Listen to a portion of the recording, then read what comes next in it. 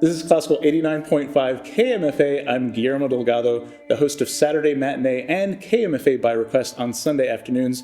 And today, I'm talking to a wonderful ensemble who just did an incredible performance. And for the viewers at home, could you tell us who you are and what you do? So we are Les Itinerantes. It means the wanderers in French.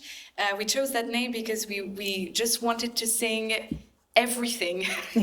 And we wanted a name that could travel with us through different times and genres and styles. So we started 9 years ago. It was completely random. We didn't plan to create a trio at all. It just happened, and we have the custom to say that it's almost like you know we had a baby together, and we sort of had to. And we liked it. Yeah, you committed to it. Yeah, exactly. We had to commit to it, but it was an accident. Yeah.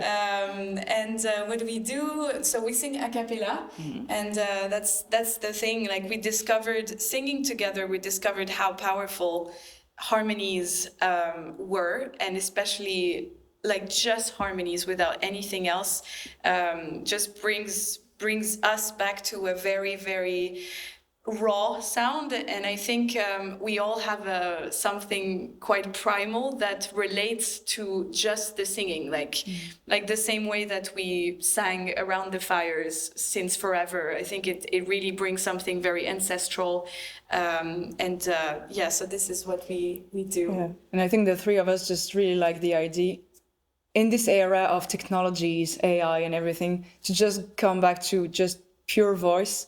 When we can, we don't have mics, limited lights, just to have something very raw and people just connecting to this directly. Like low stimulation, low input, so people can just be with the sound without, which is great. I also love flashing lights and all that, but we just want something different. Yeah, the voice is a very vulnerable and also human instrument. And I love that that's at your core. I read a little bit on your website. I love that that's at the core of what drives your ensemble, is that exploration of the voice. Yeah. If you can expand more on how that, it's almost like a mission statement. Like how else does that influence your performance, your arranging, and just your entire, the ensemble itself? It's like it found us. We didn't plan to explore this, but it just came from the sensation itself of singing, the three of us together. We were just like, something is happening that we cannot even, it's very abstract and very concrete at the same time, because you can feel it in your body. And then we were like, we can actually shape our voices so differently. And we so the thing in our trio is that we're never the same people at the same, like singing the same parts. We're always switching. And it brings different qualities in our voices. Also, the feelings are different in our bodies. And we just started this, like, let's just see how far we can go with our voices, how far we can go with this identity, because in the end, it is so complex and wide that there's no limit to it, really. You can just have so many different voices, as well as so many different personalities. Like it's so linked to the complexity of being a human as well. So sorry, I forgot my track. What was the No, that's I think it yeah. actually started from us wanting to sing very different things. Yeah. And if you want to, in the same concert, have a jazz song, a French song, then world music from Bulgaria, and then another one from another country. So it just started, I'd say, as a technical thing to just like try to match the style. We will never be like born in this country and like sing naturally like they do.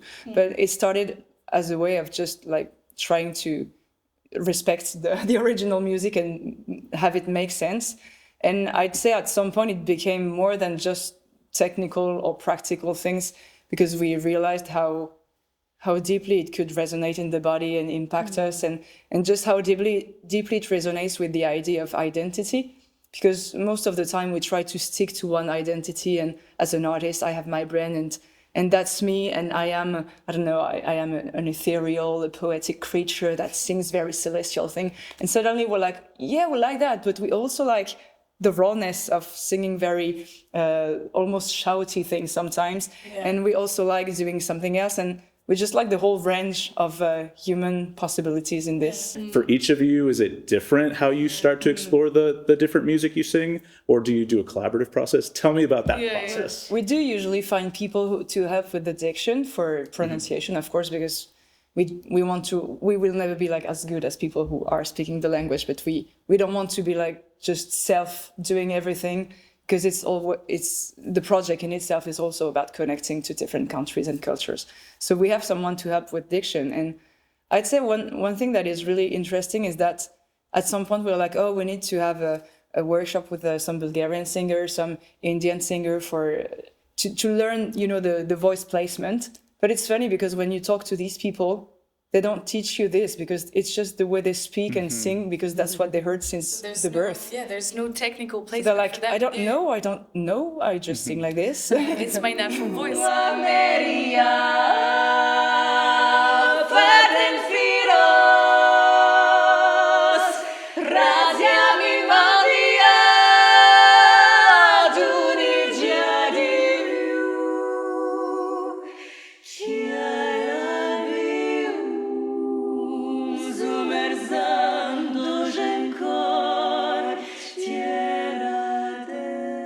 And one of the pieces we heard earlier was it an arrangement or was it your original composition? And can you tell us a little bit about that? Yeah, most of pieces are composition in invented languages too, because I think one of the part of our work is to find what it's interesting with the sound, just the sound, because the language is just sound. And at the beginning, it's just empty, there is no history, there is nothing.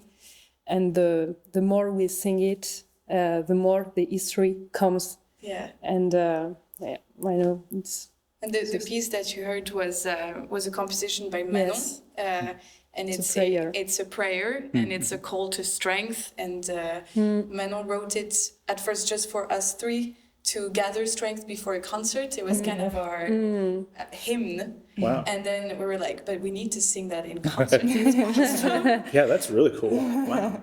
So it's I love the lyrics because it means something very specific. The Manon's language, she has a whole dictionary, so it's like it means real things, real words. But I don't really speak my language. I have a dictionary. I think I'm following you. It's not just the sounds. There's also there's a language. It's coded. Yeah, exactly. Wow, that's cool. We each write in our own invented languages, but it's so funny because when you write the music, the words come to you very, very. I mean, it is very. Easy, like flowy, and you're like, what is this language that is just appearing out of nowhere, and then it makes so much sense to us. So yeah, it's very fun to play with your own languages. I would recommend inventing your own languages. I just wanted to ask: is this your first time in Austin? Are you enjoying it? Is this your first time in Austin? Yes. Yeah, in the US as a trio, it's the first time really? in the US. Welcome. Yeah. I love it. I think it's so weird and authentic and crazy and different and open-minded. It's really inspiring. I feel like, I don't know, maybe it's my naivety because I just came here, but I feel like everyone is welcome. I feel very welcomed myself. People are so incredibly nice, which to a French person is kind of, like, so the first day we were like, why is everyone talking to me? Okay, they're nice, because in France we don't actually talk to people. It's very rare. But I think you have such a superpower to just talk to people very simply and very warmly. And I feel super, super at home here. And it's really interesting for us to meet other audiences because usually in France we sing in churches most of the time because it's really nice for the acoustics. But if you sing a cappella in France in churches, then you will just attract a certain type of people because most young people won't go to churches and they are not really used to a cappella singing either. So when we come here and we just play in Flamingo Cantina, suddenly we have a whole new audience. The 6th Street. And they are so on board and like, oh, cool, that's really different. And we can really feel that the music is really received and it feels really good to have this. dans l'oubli de ta ruisseau et qui laisse derrière elle des milliers de ronds dans l'eau.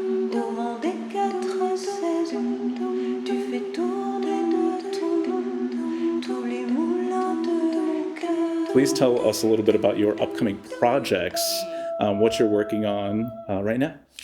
So we have a UK tour coming in May. We're going to be in London, Manchester, Brighton, Bristol, York. So that's very exciting because we're just opening like the UK land. I don't know, like markets. Yeah, it's our first UK tour, so we're very excited about that. We also have recorded our 4th album about the program that I was telling you about the many facets of women in general, and how diverse the feminine energy can be. So this has been very exciting. That's a year during which we're really trying to expand internationally, because we are pretty settled in France. We still have lots of tours in France, and that's really good, but we're also trying to reach out to other countries now. And we are also hoping that this 4th album will have like a wide broadcast, you said? Reach, broadcast. Yeah. So it's a year of expansion, like sending lots of little seeds. And this album we've worked with a lot of international artists, so there's also this energy in the album of just reaching out to more people. And it's not very classical, it's mostly world music, folk, compositions, very personal. It's our most personal album, so we're very passionate about it, and we cannot wait to have it in the world. Spread it in the world. Is there? Y'all didn't say the name, did you? Oh yeah, it's. Is it? You don't have to. No. It's well. I mean, we have communicated on it. It's Istere, which means like mattresses in Latin. So Histere. I don't know how we. History. I was just going to spell it, but... we're getting it. So yeah, it means mattresses in Latin, because we wanted to come back to, the idea of the womb, where it all started, where it all come from, and also like the womb as a universe, like as a multi-possibilities container, basically. So yeah, very spiritual in a way. Yeah. You said there's a lot of world music. How many different languages are on it, and how many different in this album, or in this album, and would you say styles? Yeah, maybe this isn't the best. We have like 18 tracks on it. We have 18 tracks. I think we have at least 13 languages. Wow. 13 maybe. Invented ones included. Invented ones included. Always. A lot about goddesses. For example, we have a piece from a modern composer, a Basque composer, and she writes about Mary, who's the Basque goddess before the pre-Christian Basque goddess.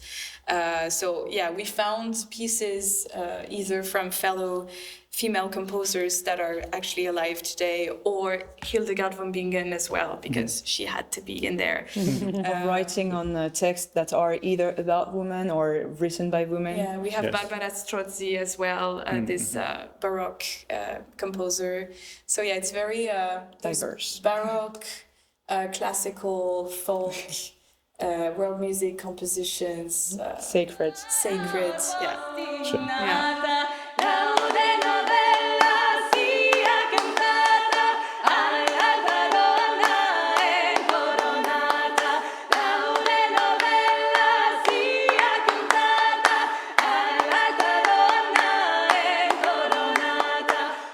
Well, thank you all so much for talking to me. Everything you said completely is in line with the incredible music that I heard you all perform, and I hope that everyone goes and listens to it. So if you could tell people where to find you online, and thank you all so much for being here. Thank you so much for having us. It was lovely to have this moment with you.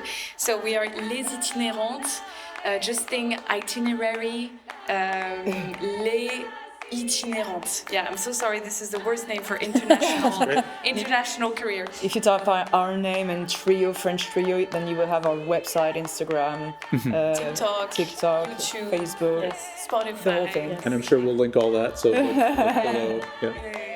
Thank you so much. Thank you. Thank you all.